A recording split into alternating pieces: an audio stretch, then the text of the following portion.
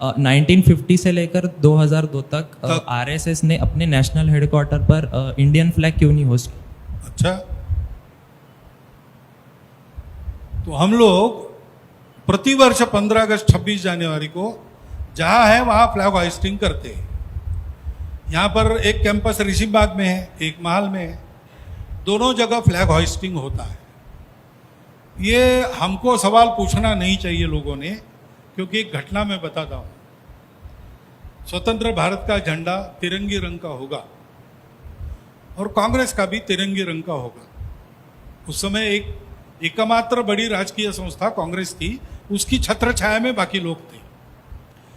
तो ये तय हो गया 1933 में जलगांव के पास फैजपुर है, वहां पर अधिवेशन हुआ कांग्रेस का। पहली बार 80 फुट ऊंचे पोल पर जवाहरलाल नेहरू जी के हाथ में रस्सी देकर ध्वज फहराया गया, लेकिन वो बीच में लटक गया। 10,000 लोग थे। अब क्या करें, 40 फीट ऊंचा चढ़ना है, बांस पर चढ़ना है। तो एक जवान दौड़ के आया, वो चढ़ा, उसने वो गुत्थी सुलझाई, ध्वज को ऊपर तक ले गया, नीचे आ गया। लोगों ने जय जयकार किया, उसको कंधे पर लिया। जवाहरलाल जी ने उसकी पीठ थपथपाई, कहा कि कल अधिवेशन में आओ, तुम्हारा हम सार्वजनिक अभिनंदन करेंगे। लेकिन वो हुआ नहीं, क्योंकि कुछ लोगों ने उनको जाके बताया कि ये संघ की शाखा में जाता है, तो वो नहीं हुआ।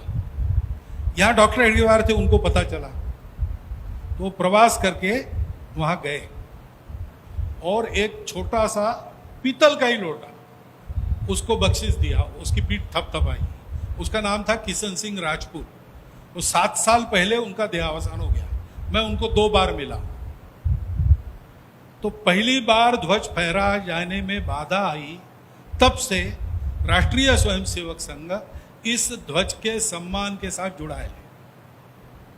2 दिन ध्वज फहराने की बात है, वो भी हम कर रहे हैं, परंतु वो फहराए नहीं फहराए, जहां जहां इस ध्वज के सम्मान का प्रसंग आता है, हमारा स्वयंसेवक अपने प्राण भी देने के लिए अग्र पंक्ति में रहा है और रहते रहेगा।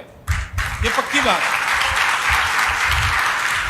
क्योंकि वो भारत की सार्वभौम संप्रभु प्रभुसत्ता का प्रतीक है।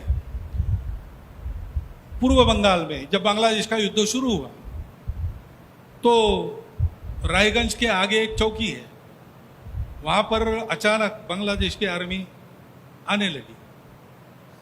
बीएसएफ के जवान थे वहां पर, लेकिन उनको खबर नहीं थी। हमारा वहां 12वीं में पढ़ने वाला चिरका मुर्मू नाम का मुख्य शिक्षक था। उसने देखा, उसने जाके अलर्ट किया। तो जवानों ने कहा कि आगे हमने खंदक बनाया है, वहां की बारूद की पेटियां रखी है, वो लानी पड़ेगी जल्दी। तो